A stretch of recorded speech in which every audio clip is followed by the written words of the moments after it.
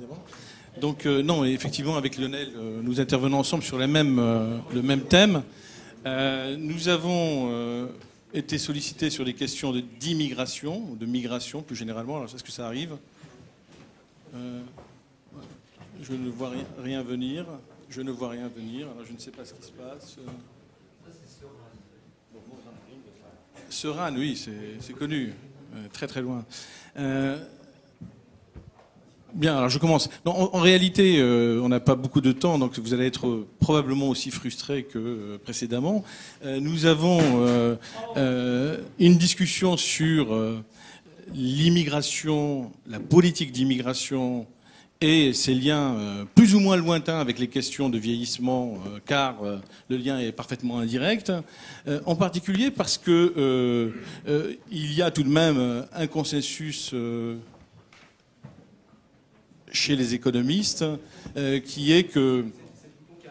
Ah, c'est le bouton qui est à droite, merci, voilà. Alors, il y a quand même un consensus chez les économistes, c'est que les problématiques du vieillissement ne sont pas des problématiques qui peuvent être réglées par l'immigration, c'est tout à fait clair. Les problématiques de taux de remplacement non plus. Néanmoins, il existe des objectifs démographiques, des objectifs économiques pour une politique d'immigration efficace qui peut préparer, disons, à la fois le terrain à une meilleure efficacité, mais aussi à répondre à des besoins qui ne sont pas des besoins strictement économiques liés au marché du travail.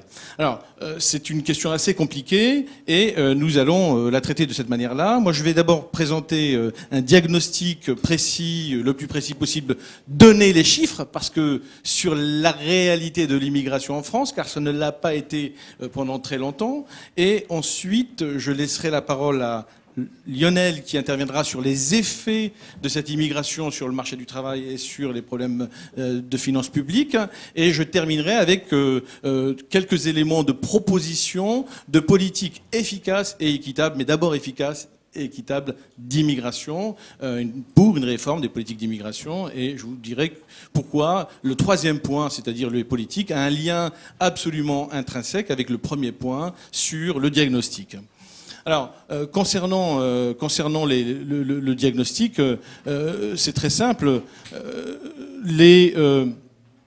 La France se situe très loin des pays de l'OCDE en matière d'accueil, contrairement à tout ce qu'on a pu dire, et là, c'est tout à fait objectif. Si vous prenez les entrées d'immigrants en flux, on définit l'immigration comme étant les personnes présentes en France, nées à l'étranger ou ayant pris la nationalité des pays d'accueil. Et en termes de flux, eh bien, on a des flux qui sont relativement limités. On est à 0,23% de la population française contre à peu près 0,67% pour l'ensemble de la moyenne des pays de l'OCDE.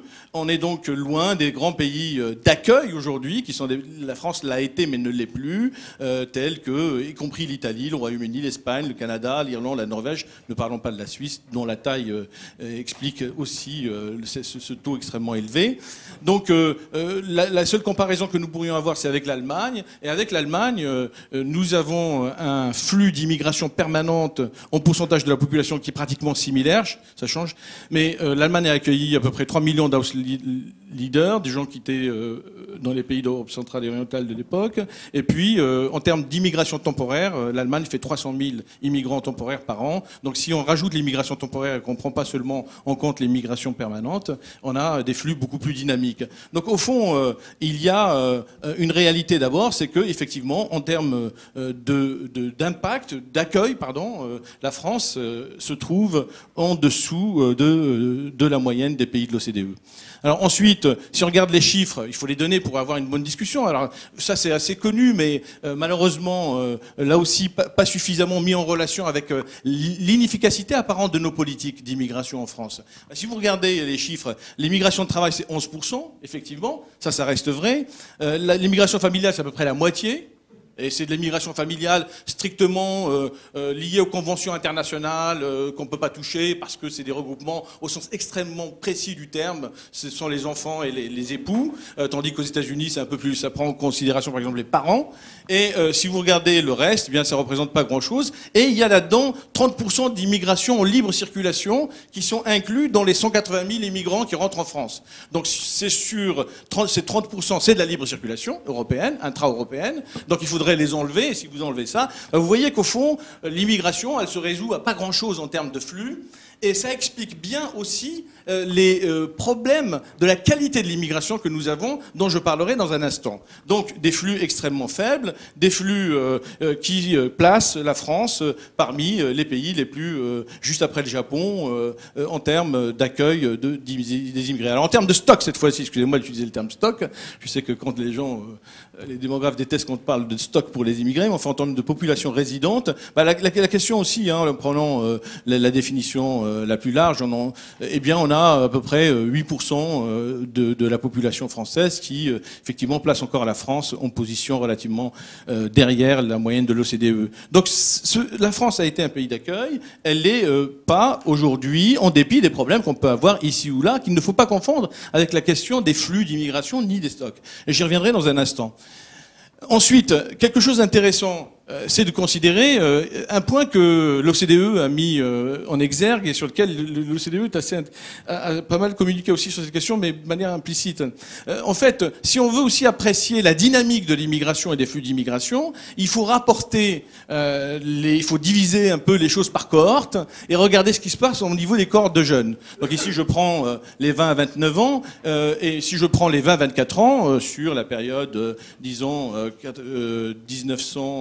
1997-2007, si je prends ici juste sur les différentes années que vous avez, on a en fait la part de l'immigration des jeunes est inférieure de moitié à la moyenne des pays de l'OCDE pour une cohorte donnée. C'est-à-dire pour une classe d'âge donné, si vous prenez la classe des 20-24 ans, la part des immigrés permanents dans la cohorte des 20-24 ans est à peu près de 20% en France, c'est-à-dire à peu près 2 fois moins que la moyenne des pays de l'OCDE. Donc on accueille relativement moins de jeunes que ne le font les autres pays de l'OCDE pour une coordonnée, ce qui est tout à fait intéressant à regarder également, eu égard à nos problèmes d'objectifs démographiques, d'objectifs liés au vieillissement.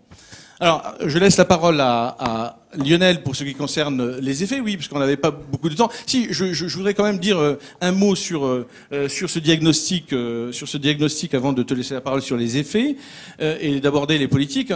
Ce diagnostic explique une bonne partie des problèmes que l'on discute et de manière assez mal finalement depuis des années. Parce que le problème a été posé en termes de beaucoup ou pas assez, fermeture ou ouverture, en dépit des efforts qui avaient été faits il y a quelques années pour déconnecter ce problème de la fermeture, de la réalité, des besoins, etc. On a quelque chose qui n'a pas été tout à fait traité en France.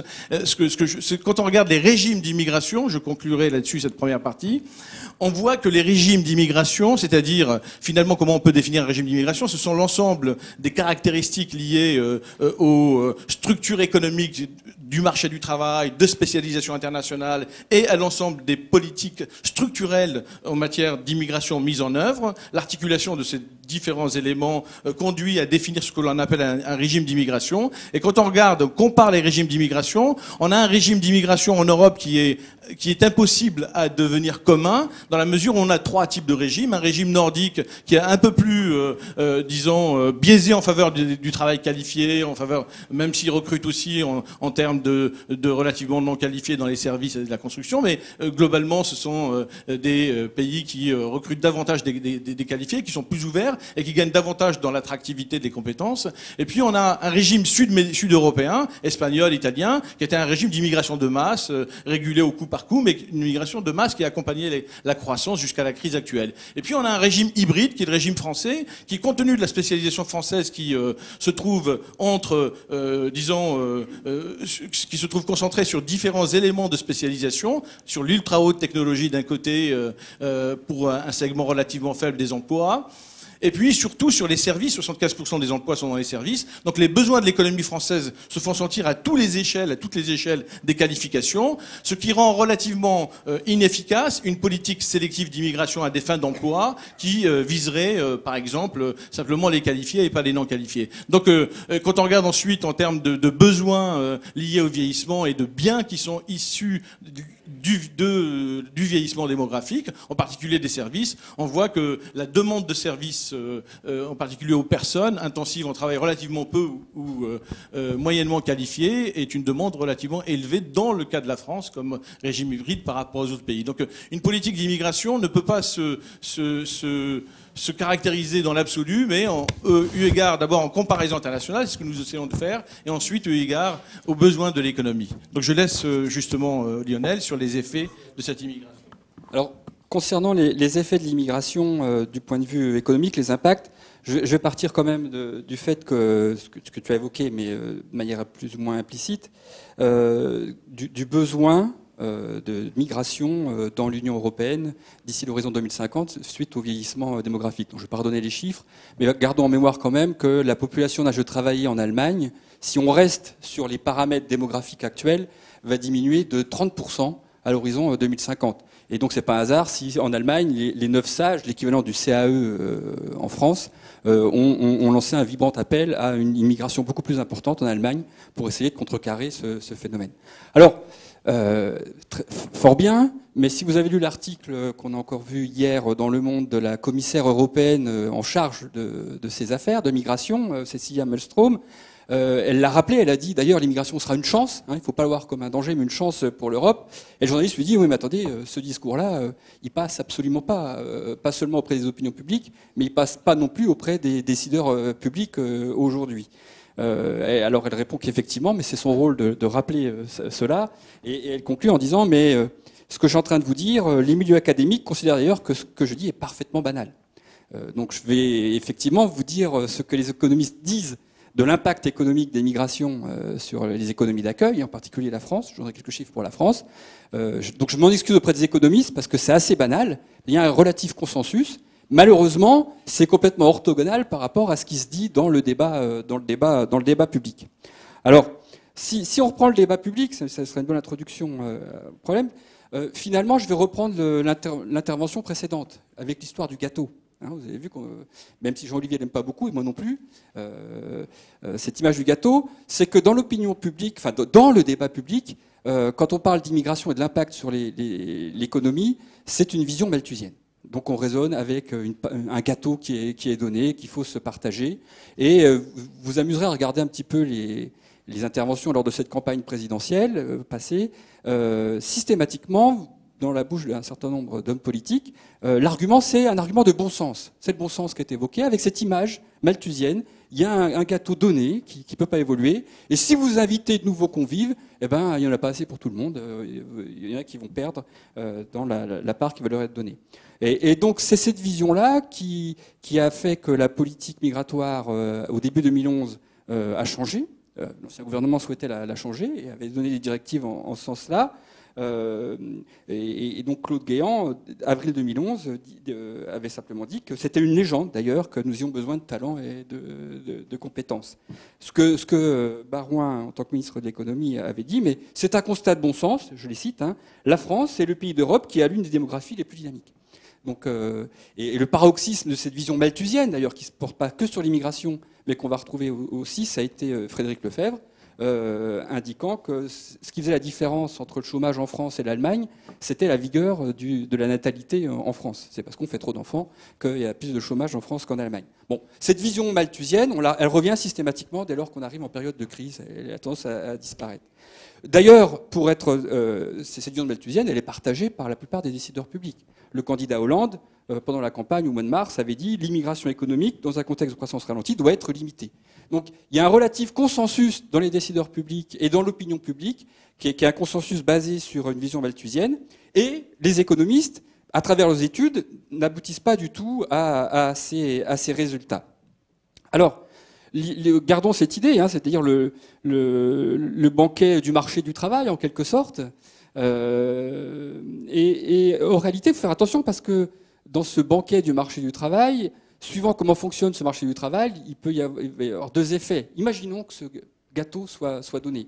Si vous invitez de nouveaux convives, comme aux États-Unis, et que votre marché du travail est relativement flexible, ben c'est la part de chacun qui va diminuer. Tout le monde sera autorisé à venir s'asseoir autour de la table. Et donc, c'est les salaires qui vont diminuer. Donc, la grande inquiétude aux États-Unis, les principaux travaux ont porté sur l'impact des flux migratoires qui avaient changé en termes de qualification sur les salaires, et en particulier des peu qualifiés, et qui auraient pu expliquer la montée des inégalités salariales aux États-Unis. Si à l'inverse, vous raisonnez en Europe, où le marché du travail est plutôt caractérisé par des rigidités, et donc on ne peut pas diminuer les parts, comment ça passera? C'est pas justement sur les quantités. C'est-à-dire, il y a des convives qui resteront à côté de la table et qui regarderont manger les autres la même part qu'avant, et donc c'est le chômage. Donc en Europe, la crainte d'une immigration, ça ne porte pas tellement sur les salaires, mais c'est lié au fonctionnement du marché du travail, ça porte plutôt sur le chômage. Et donc, et on le retrouvait, je vous rappelle, en 81, je remonte une très lointaine élection présidentielle, un des slogans, c'était 2,5 millions de chômeurs, c'est 2,5 millions d'immigrés en trop. Donc, c'est exactement la relation, ces immigrés créent le chômage.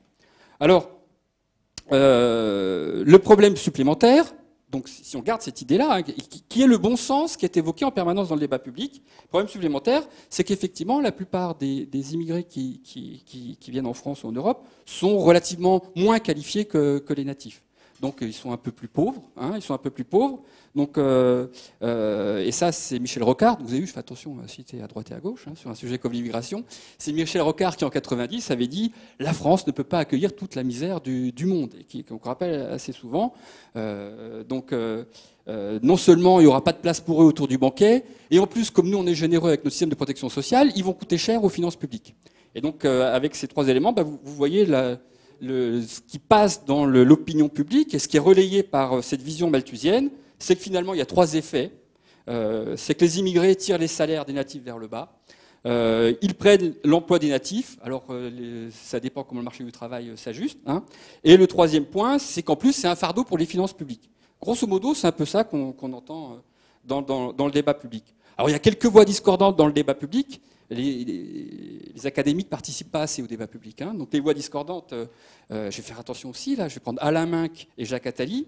Donc Alain Minc avait réagi en début 2011 pour critiquer ce changement de politique migratoire en disant que toutes les études économiques avaient montré que cette vision malthusienne était fallacieuse. Jacques Attali, pareil, à la même époque, avait dit que toutes les analyses économiques démontrent une évidence, l'immigration rapporte plus qu'elle ne coûte. Bien. Mais c'était des voix qui restaient assez isolées dans le débat, etc. Alors, ils n'ont pas tort. Ils n'ont pas tort. Le problème, c'est que ça fait un peu argument d'autorité. Les études économiques disent pas, c'est pas ça, c'est pas ça. Donc, c'est un peu une espèce d'argument d'autorité face à du bon sens qui est basé sur des idées préconçues assez malthusiennes que tout le monde comprend. Et donc, c'est très difficile pour nous de faire passer ces idées. Alors, je vais vous dire grosso modo, quels sont ces résultats? Il me reste 2-3 minutes, mais ça ira. Donc, reprenons le marché du travail, reprenons les finances publiques. Sur le marché du travail, je ne vais pas distinguer salaire-emploi, parce que c'est à peu près les mêmes mécanismes. Tout dépend un peu des rigidités sur votre marché du travail. Ça passera plutôt par les salaires ou par l'emploi. Comment les économistes ont essayé de regarder? Alors, il y a toute la théorie. Je ne vais pas faire de la théorie. Donc, il y a toute la théorie économique. Je vais regarder plutôt les études empiriques qui ont essayé de mesurer l'impact que pouvaient avoir les flux migratoires sur les conditions des natifs sur le marché du travail. Alors il y a trois types d'approches qui sont utilisées par les économistes. Il y a l'approche qu'on appelle des corrélations spatiales, qui est une approche économétrique, où on va estimer l'impact sur le salaire des natifs, sur le taux de chômage des natifs, de la présence d'immigrés sur des marchés du travail locaux. Donc on va regarder le marché du travail dans le bassin de l'Île-de-France, etc., etc. Donc sur des aspects locaux.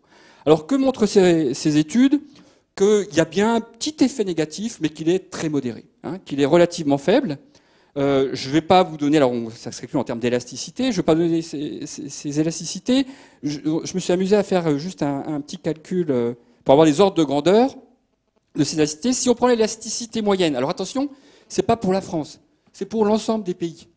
Et la plupart des études portent quand même sur les États-Unis ou le Canada, ou l'Australie, qui sont des pays où les marchés du travail sont plus flexibles.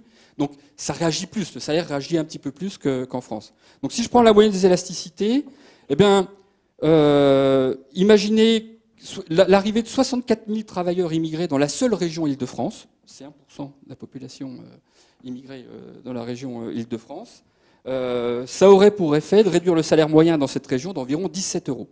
Voilà l'impact qu'aurait. Alors 64 000 immigrés qui rentreraient sur la région Île-de-France, on est un tout petit peu en dessous des 80 000 flux nets. Hein, on n'est pas loin de l'ensemble du flux net migratoire qui rentre sur la France. Donc c'est un choc énorme. Hein. Et si on reprend la valeur du haut de la fourchette d'estimation réalisée sur la France spécifiquement, donc l'estimation qui avait été faite que sur la France par Gang et Rivera-Baptiste dans une étude récente, cette réduction serait seulement de 3 €. Logique, puisque là, le marché du travail français, il réagit plus sur les quantités que sur les salaires. Bon, donc c'est assez limité. Alors, il y a des nombreuses limites à cette approche. Une qui est assez simple. Je reprends mon petit banquet.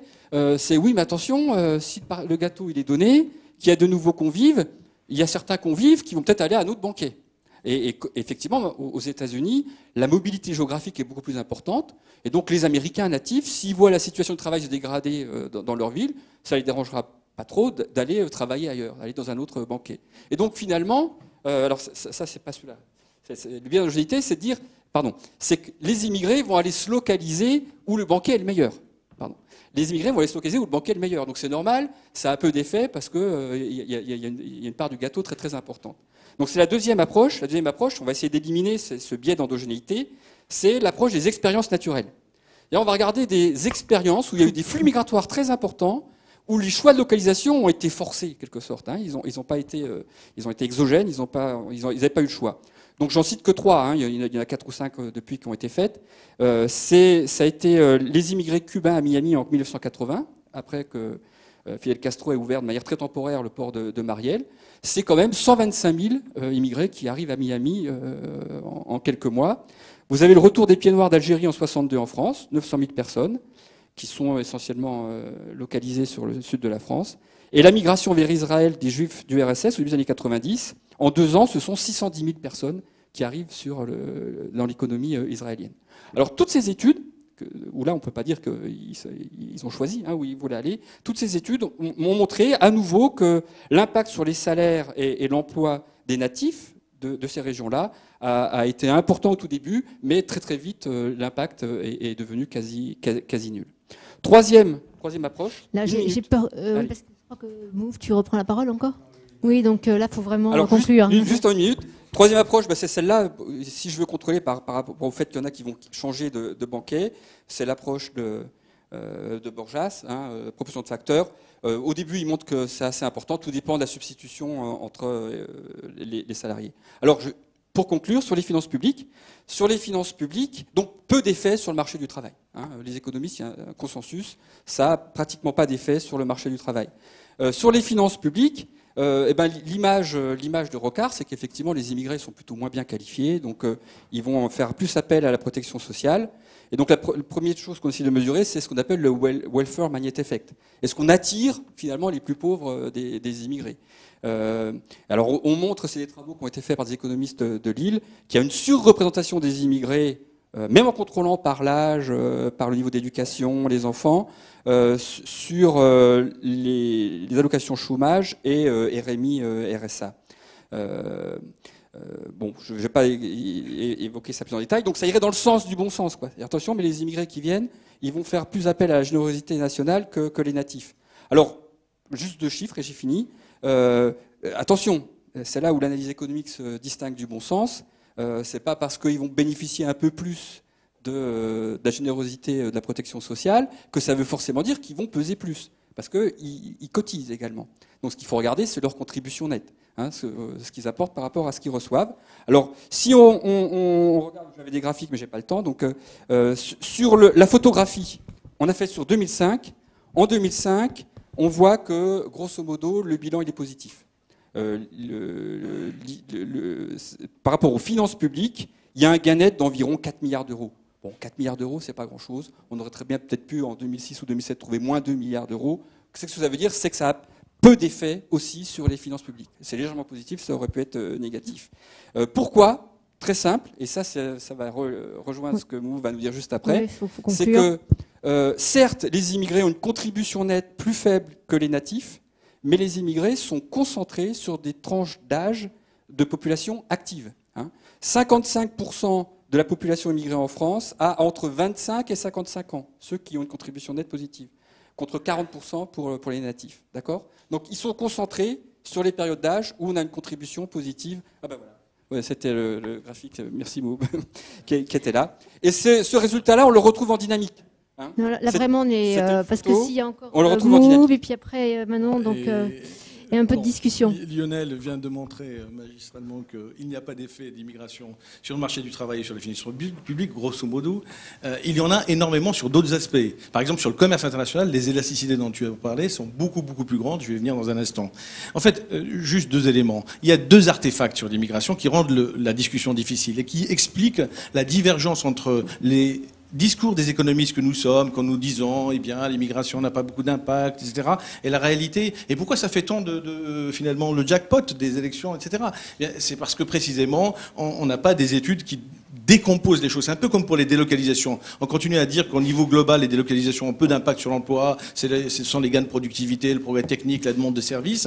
Mais pour autant, localement, ce qui se passe au niveau local est très très important. Donc, en fait, le hiatus sur les politiques d'immigration, c'est qu'en dépit de la faiblesse des flux dont je viens de parler, il n'est pas vrai que c'est parce que nous avons trop de flux d'immigration que la politique d'intégration est ratée. C'est parce qu'il existe d'autres pans de la politique économique, en particulier la politique d'aménagement du territoire, en particulier la politique d'éducation, qui ont échoué dans leur efficacité, qui font que certaines zones, certaines poches concentrent en effet une triple inégalité, inégalité sociale, inégalité ethnique et inégalité territoriale. Ce qui est nouveau dans l'histoire de la France par rapport à la grande vague d'immigration fordiste des années 60-70, où on allait chercher des migrants non qualifiés et pour lesquels on espérait qu'ils repartent assez rapidement. Donc ce phénomène fait que vous pouvez avoir un taux d'intégration de 80% de l'immigration qui ne se voit pas parce que le coût local de ces poches coûteuses dans Seine-Saint-Denis, Vénissieux, etc., est un coût très élevé, mais qui ne relève pas de la politique d'immigration, qui relève d'autre chose. Et c'est là où se trouve le premier artefact. Le deuxième artefact, il est lié sur la relation stock-flux. Si on raisonne en termes de stock, et on prend l'immigration depuis 1960, depuis la période fordiste d'importation de l'immigration, où les coûts de mobilité des migrants étaient internalisé par les entreprises des pays d'accueil. Vous avez vu ce film de Yamina Benguigui qui s'appelle Mémoire d'immigrés. On voit bien ça. On va les chercher parce qu'ils ne sont pas qualifiés. Et donc, on va les amener ici et on prend en compte leurs coûts de mobilité. Depuis les années 80, les coûts de mobilité sont subis par les migrants eux-mêmes. De sorte que il existe de très très forts effets de sélection dans les nouvelles vagues d'immigration. Et quand vous prenez encore les cohortes, si globalement le stock d'immigration en France est moins qualifié, beaucoup moins qualifié que la moyenne nationale, si vous prenez par cohorte, vous avez quelque chose d'absolument remarquable, c'est que globalement, les cohortes récentes des 20-24 ans ou des 20-30 ans sont relativement plus qualifiées que la moyenne des autochtones. Donc vous avez des effets d'artefacts à double niveau, au niveau spatial et au niveau temporel, qui font que les choses sont difficiles. Alors à partir de là, qu'est-ce qu'il faut faire ? Eh bien, je vous invite ça n'est pas une provocation de ma part, à inverser la logique. C'est parce que nous n'avons pas suffisamment de flux d'immigration que nous avons une mauvaise politique d'immigration. Voilà mon point de vue. Pourquoi ? Parce que quand vous regardez les choses, vous regardez les choses de près, vous avez quelque chose d'absolument important, c'est que la politique familiale d'immigration est la seule politique que nous ayons. Elle dépend totalement des effets de réseau, d'où une très faible diversification de nos immigrants. Effectivement, on a une très faible, comparé à d'autres pays, la diversification est faible, et par rapport au Royaume-Uni, j'ai pas le temps de décomposer, par rapport à d'autres pays. Or, on sait que la diversification et la productivité sont positivement corrélées. On sait aussi, ça se trouve les travaux restants, que également l'innovation est corrélée avec la diversité. Donc il faudrait effectivement penser à augmenter la diversité. Mais pour augmenter la diversité, il faut augmenter les flux. Et donc il faut avoir une politique plus active. Si on considère les 84 000 comme incompressibles, ceux du regroupement familial, ça veut dire que les marges de manœuvre que nous avons vis-à-vis des autres pays de l'OCDE, c'est sur une diversification plus grande, en direction peut-être des talents, en direction des jeunes en particulier, car l'optique que nous traitons ici, c'est de considérer l'entrée par les jeunes. Si on regarde par exemple cette absence de diversification, ça a des effets importants, parce que là, je vous citais des études récentes, par exemple, sur les liens entre les investissements directs et l'immigration. Là, les élasticités sont de 10%, contre seulement 1% pour le marché du travail et les salaires. Si vous prenez les transferts de technologie, de savoir, les diasporas jouent un rôle considérable. Mais on essaye peut-être juste d'être sur les grandes idées et pas... Très bien. Et en fait... Bon, grande idée, ok, donc je vais vers les grandes idées. Et donc, au fond, nous préconisons d'augmenter les flux pour attirer notamment les jeunes et diversifier les origines. Et pour ça, il faut effectivement avoir une politique qui soit une politique plus efficace. Alors, quelle est cette politique plus efficace? Je passe sur les résultats économiques là-dessus, parce qu'il y a énormément de travaux également pour savoir qu'est-ce que c'est qu'une efficacité de la politique. Grosso modo, il faut tirer parti du potentiel démographique, il faut tirer parti du potentiel de compétences et de savoir, ça n'est pas incompatible avec le fait qu'on n'ait pas besoin de sélectionner l'immigration. Si on ouvre sur les jeunes, on a forcément cet effet d'autosélection de la venue de qualifiés, et puis tirer parti de l'insertion dans l'économie mondialisée avec les marchés émergents, et exiger plus de lisibilité, de transparence et de prédictibilité des politiques, parce qu'effectivement, on a affaire à des politiques qui ne sont pas simplement pas équitables, elles ne sont pas efficaces tout simplement, parce qu'elles remettent les gens dans la clandestinité très rapidement quand elles les ont régularisés de manière imparfaite. Les statuts précaires d'immigration limitent la prise d'initiative, l'investissement, la productivité. Ça n'est pas pour rien que les États-Unis ou le Canada ont pris des mesures de statut de résident permanent à vie, évidemment sous conditions. Donc avoir une politique absolument de clarification des statuts, en finir avec l'ensemble de la multiplication des statuts précaires est un élément qui conduit à plus d'efficacité des politiques migratoires. Faisons quatre types de propositions. Là, je suis vraiment confuse, mais parce qu'il y a encore Manon à... Je fais vraiment très rapidement, mais voilà. Il me semble important parce que il ne faut pas seulement aller au diagnostic. Je pense que quand on fait l'état des lieux de la politique au niveau mondial, on se rend compte du retard dans lequel nous sommes. Et encore une fois, le problème n'est pas d'être pro ou pour. C'est pas mon point de vue, moi. Désinstrumentaliser les migrations. Il y a la note. Non, mais il y a la note. Donc c'est ce que fait le Royaume-Uni, et créer un organisme indépendant. Intégrant les partenaires sociaux, qui donnent les chiffres chaque année de manière incontestable et qui soit aussi un organisme de recours. Promouvoir la mobilité, c'est un élément clé qu'on trouve dans toutes les autres politiques. Portabilité des droits, possibilité pour les gens d'aller et revenir, ça me paraît beaucoup plus important là aussi. Ça nous paraît, en particulier dans les résultats des travaux sur données individuelles qui ont été menés, pour l'efficacité des politiques publiques. Et enfin, changer les bases du partenariat avec le Sud. Tout le monde sait que les accords de réadmission ne sont pas du tout efficaces, et il y a une place pour créer un espace des compétences et de libre circulation euro-méditerranéenne, en particulier à l'aune du printemps arabe. Merci. Merci, Mo. Désolé, mais la non, frustration mais est de l'autre côté. Ça enlève un peu de temps de la discussion forcément après, et donc c'est dommage aussi. Donc, ça marche là? Manon Dominguez dos Santos. Donc, bon, comme vous le voyez, en fait, on a une présentation ici extrêmement fournie et transversale sur la problématique migratoire, hein, puisqu'on a un panorama des flux, des conséquences économiques des migrations, puis ensuite des recommandations politiques fondées économiquement ou fondées sur des convictions. Donc, bon, moi, ce que je vais... Oh, bien sûr, non, mais bien entendu. Mais ce que je vais essayer de faire par rapport à ce travail, cette présentation très transversale, c'est de reprendre un petit peu donc je sais, tu étais de reprendre un peu le titre, hein, de la contribution, qui était effectivement la problématique du vieillissement démographique, et des migrations internationales. Alors, pourquoi se poser la question des interconnexions entre ces deux sujets? Alors, j'essaye de réfléchir un petit peu par rapport à ça. Alors, on peut se dire pourquoi lier ces deux thématiques? Parce qu'on pourrait avoir une idée qui est que le vieillissement démographique induirait des besoins en main-d'œuvre, Et si tel est le cas, alors à ce moment-là, il est pertinent de se demander est-ce qu'une politique migratoire permettrait ou non de pallier ces besoins en main-d'œuvre. Alors, quels sont les besoins en main-d'œuvre que pourrait générer le vieillissement démographique, c'est à force de parler de politique migratoire, c'est un lapsus révélateur. Alors, la première idée, hein, c'est que le vieillissement démographique induirait des pénuries en main-d'œuvre. Alors, pénurie en main-d'œuvre, qu'est-ce que ça veut dire? Alors, l'idée dont a parlé un petit peu Lionel sur les migrations, mais qui s'applique aussi au vieillissement démographique, hein, c'est l'idée malthusienne. Aujourd'hui, j'ai 100 emplois de l'économie, j'ai 200 actifs, j'ai un taux de chômage de 50. Si demain, j'ai plus que 50 actifs, j'ai plus de chômage, s'il n'y en a plus que 25, j'ai une pénurie de main-d'œuvre de 50%. Hein, donc, c'est cette idée. Alors, on sait bien entendu qu'une économie, il n'y a pas d'effet d'échelle. Une économie a tendance à créer des emplois en proportion des gens qui vivent et qui y consomment. Hein.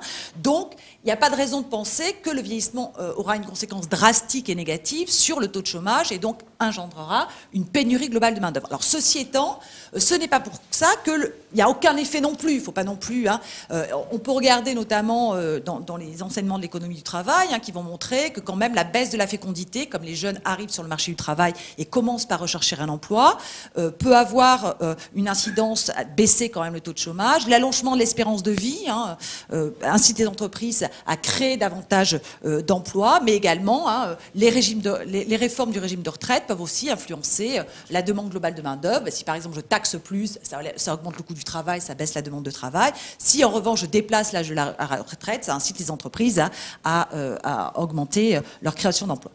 Donc peut-être un impact significatif sans être très fort sur le taux de chômage. En revanche, hein, ce qu'on peut penser, c'est que le vieillissement démographique peut engendrer quand même des besoins sectoriels et spécifiques en main-d'œuvre. Alors évidemment, notamment hein, dans le secteur de la santé et dans le secteur de la dépendance. Alors c'est là où évidemment la question est de se dire bon, on aurait des besoins. Pourquoi est-ce que la population autochtone ne pourrait pas pallier ses besoins? Pour deux raisons. On l'a vu par le passé. Il n'y a aucune raison que pour l'instant ça change dans l'avenir.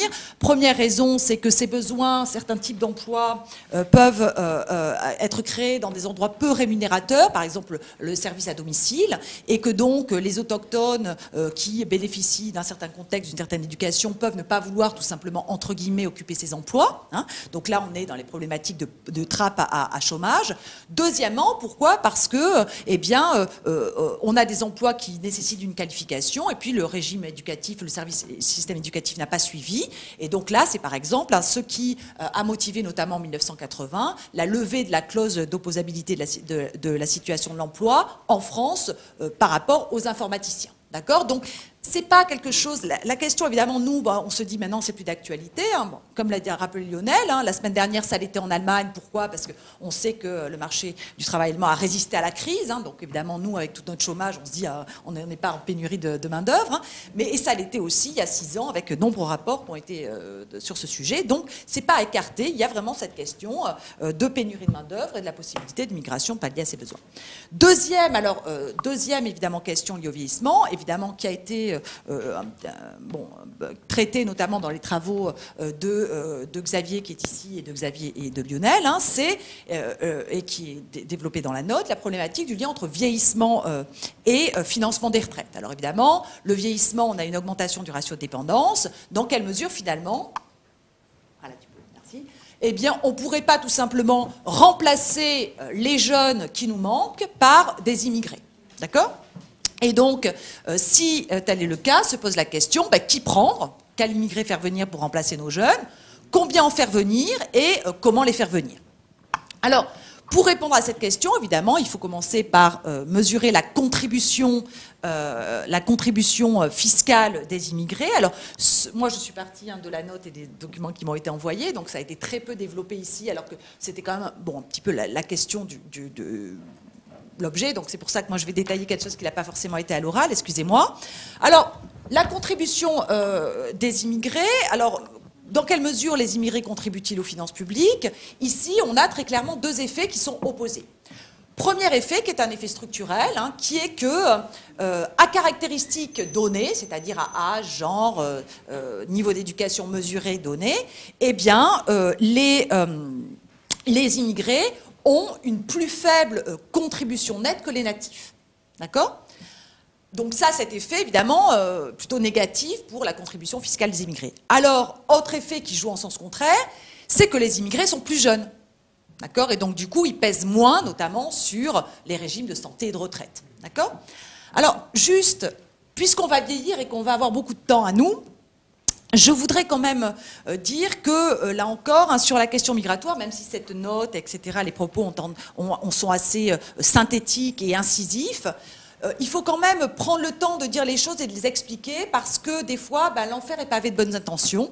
Donc quand j'ai pris votre ouvrage et quand je prends la note qui m'a été envoyée par Lionel, et, notamment, et vraiment qui est un éminent chercheur et un ami, donc je trouve cette phrase... Voilà. À caractéristiques observables données, les immigrés non européens observent un risque significativement plus élevé de devoir recourir à ces dispositifs de protection sociale, 1,7 fois plus en moyenne pour les allocations chômage, 3,6 fois pour le RMI. Point. Alors, moi, je me dis, évidemment, si tu m'envoies cette note-là à moi, peut-être aux gens qui sont là, mais peut-être déjà un livre, c'est un petit peu... Ça, je me dis, pourvu que tout le monde ne lise pas ça. D'accord ? Parce que là, ça laisse penser que finalement, les immigrés ont une propension intrinsèque, voilà. Alors, moi, je pense qu'il faut quand même, voilà, on va avoir le temps, puisqu'on va vivre vieux, d'expliquer quand même, de prendre le temps, quand on dit ce genre de choses, d'expliquer pourquoi. Alors, évidemment, notamment, on raisonne à caractéristiques données, c'est pas vrai. Quand on prend les non qualifiés, être non qualifiés autochtones ou non qualifiés immigrés, c'est pas pareil. On sait par exemple que 30% par exemple des immigrés non qualifiés ne sont jamais allés à l'école, d'accord ? Donc c'est pas les mêmes caractéristiques observées. Il y a le problème de la maîtrise de la langue. Il y a le problème évidemment de la transférabilité du capital humain. Une partie des immigrés ont réalisé toute une partie de leurs études et de leur expérience professionnelle à l'étranger. Il y a la problématique de l'incidence du réseau de connaissances dans le fait qu'on puisse trouver un emploi, de recherche d'emploi et trouver un emploi bien rémunéré, et évidemment la discrimination. Donc voilà, il faut faire attention parce que ça s'est passé pour une note de l'INSEE. Évidemment, je vous connais personnellement et vous estime, mais voilà, ce papier tel qu'il m'a été envoyé, j'espère que voilà, il ne faudrait pas qu'il tombe dans de mauvaises mains. Donc, donc, on évalue la contribution, donc ces deux phénomènes. À quoi arrive-t-on ? À deux évaluations. Alors, analyse statique, on regarde aujourd'hui combien les immigrés contribuent et on fait la moyenne. Donc, une contribution nette supérieure à celle des natifs. Pourquoi ? Essentiellement parce que, comme je vous l'ai dit, les immigrés sont plus jeunes. D'accord ? Mais, grâce aux travaux de Xavier Chojnicki, lorsque l'on prend un immigré on suit toute sa vie, là, pareil, on aboutit de moins 8700 pour un immigré à 28 210 pour un actif. Donc là, c'est pareil. On va en reparler tout à l'heure. C'est sujet à un énorme effet, qu'un effet de cohorte, etc., etc. D'accord ? Donc, bon, voilà. Donc, il faut faire attention, je crois. Voilà. Ça semble énorme comme différence. Même moi, je me dis, mince, quand même. Voilà. Donc, ensuite, donc, on part de ces... voilà, et donc on essaye de mesurer, donc, à partir de ces contributions fiscales estimées des immigrés, eh bien là, dans quelle mesure l'immigration peut contribuer à la pérennité des finances publiques, et notamment au financement des protections de retraite. Alors bon, je vais passer sur ce transparent. Pour revenir donc donc, il y a toute une mesure, un modèle d'équilibre général qui est très bien fait.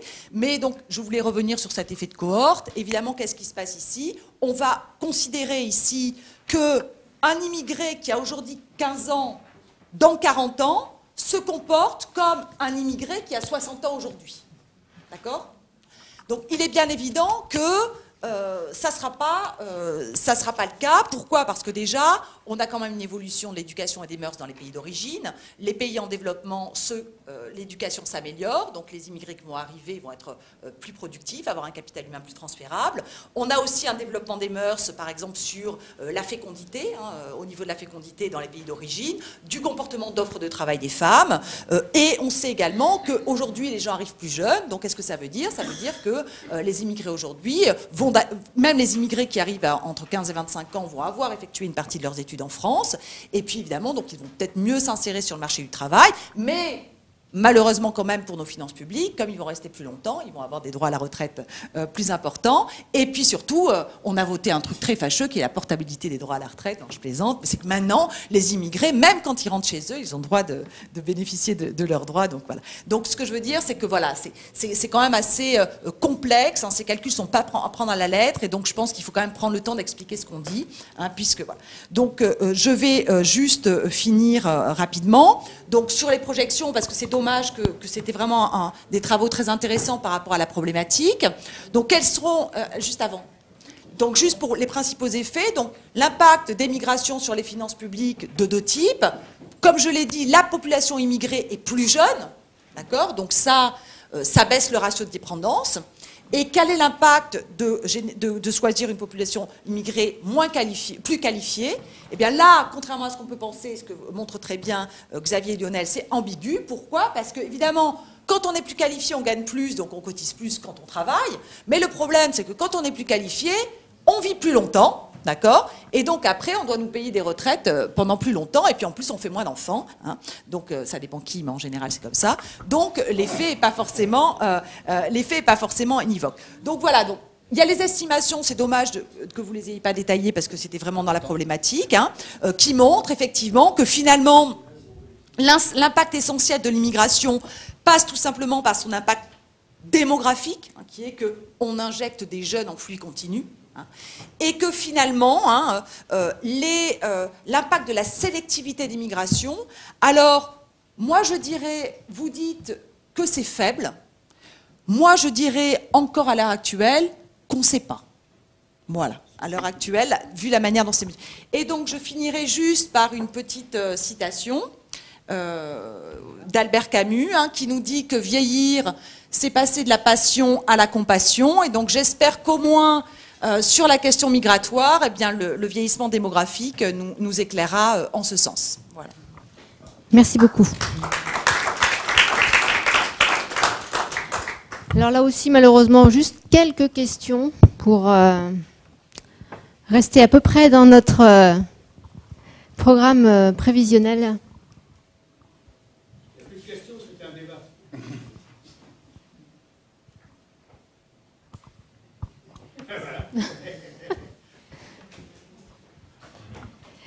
Les intervenants, peut-être Moub, peut-être juste sur Lionel. le welfare magnet effect, hein, donc l'attraction par la générosité de notre système de protection sociale. Si je reprends ton slide, Manon, c'est des explications à cette surreprésentation que tu donnes, que je partage, et d'ailleurs qui dans l'ouvrage sont évoquées, en particulier celui de la discrimination sur le marché du travail. C'est le seul, hein, mais on renvoie à des références qu'elle développe. Hein. Mais c'est un fait aussi, enfin, c'est ça, je veux dire. C'est que, voilà. Je trouve que c'est un fait, d'accord, mais je trouve qu'il ne faut pas, voilà, c'est un fait aussi que quand on dit que les secondes générations ont une réussite scolaire inférieure à celle des autochtones, et c'est un fait aussi que quand on explique, c'est pas parce qu'ils sont fils d'immigrés, c'est parce que leurs parents sont moins riches. Voilà, je crois qu'il ne faut pas, et ça a été repris dans la presse et utilisé par des partis politiques qu'on sait. Voilà, donc je crois qu'il faut prendre le temps d'expliquer pour dire que finalement c'est pas une sorte de propension intrinsèque de l'immigré. Non. C'est juste parce que voilà. Non, je suis d'accord avec toi, mais bah oui, je suis d'accord avec toi, mais on avait eu la précaution dans l'ouvrage, parce qu'il y a eu un ouvrage de mentionner, donner la référence, enfin une référence qui traite de ce point de vue-là, parce que malheureusement dans les ouvrages, comme dans ce genre de présentation, si c'est pas les minutes, c'est le nombre de pages qui est limité, et on peut pas justement consacrer 3 ou 4 pages sur chacun des points qui sont évoqués. Hein. Mais je crois qu'il ne faut pas hésiter à le dire aussi, quoi. Enfin, pour ne pas tomber dans la compassion. Alors, 2 questions. Je voulais juste soutenir les 2 personnes, donc vous et vous, madame. Ce qui est évoqué, ce qui est cité, tout le monde le sait. Tout le monde s'en doute. Le fait de le dissimuler est tout à fait contre-productif. Donc je crois que vous avez raison, donc monsieur a raison de signaler ça, et vous avez raison, vous, de dire que ça doit être expliqué. Ce n'est pas de dissimuler la vérité, la réalité, qui va la modifier et qui fera qu'on se portera mieux. Donc il y a un fait, il y a un phénomène, tout le monde le sait, tout le monde s'en doute, et tout le monde fantasme sur des choses qu'ils imaginent, je crois qu'il faut l'expliquer. C'est mon avis en tout cas.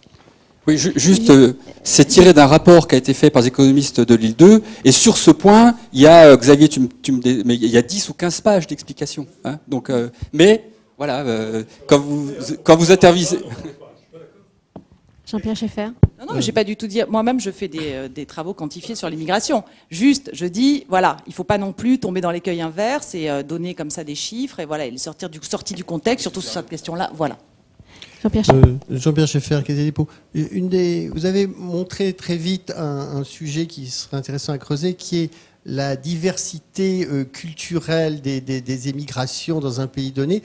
Ce serait peut-être intéressant de savoir s'il y a des travaux qui compareraient les pays qui ont un spectre très large, c'est-à-dire les pays qui, soit, mettons, Australie ou États-Unis, qui ont une tradition, on va dire, mondiale d'immigration, des pays qui n'ont pas eu d'aire culturelle spécifique, je pense à la Scandinavie, qui là aussi a peut-être un spectre assez large, mais je l'ignore, d'immigration, par rapport aux pays, je pense, comme peut-être l'Allemagne à un certain titre et la France ou la Grande-Bretagne, qui par ailleurs a une aire culturelle, toutes choses égales par ailleurs. Est-ce que ça nous aide? Est-ce que c'est un atout? Est-ce que c'est un handicap? Donc la comparaison entre les aires culturelles très larges et les aires culturelles un peu spécifiques, je pense, bon, il y a 56 pays au Commonwealth ou 52 pays francophones, ça serait intéressant de savoir s'il y a une différence, mettons, entre Scandinavie et des pays comme nous avec notre aire culturelle. Est-ce que c'est un atout? Au contraire, est-ce que ça nous prive de certaines autres aires que nous ignorons peut-être moins? Le travail que je mentionnais là à l'instant, c'est un travail récent, mais qui est encore pas publié, donc il faut vraiment être très prudent, qui compare les pays en fonction de la diversité des migrants et qui ramène ça ensuite à toute une série de variables, en contrôlant évidemment toute une série d'autres variables, et qui montre des choses effectivement assez différentes entre les pays qui dépendent des effets de réseau culturel habituels et des pays plus jeunes en termes d'immigration, des nouveaux pays d'immigration, et pour lesquels les taux de diversification sont plus élevés. Cela dit, l'étude en question, un peu par les mêmes précautions que Manon a prises concernant les travaux qui sont menés sur ces questions, ça reste fragile. Il y a quand même des travaux qui le montrent. Merci beaucoup.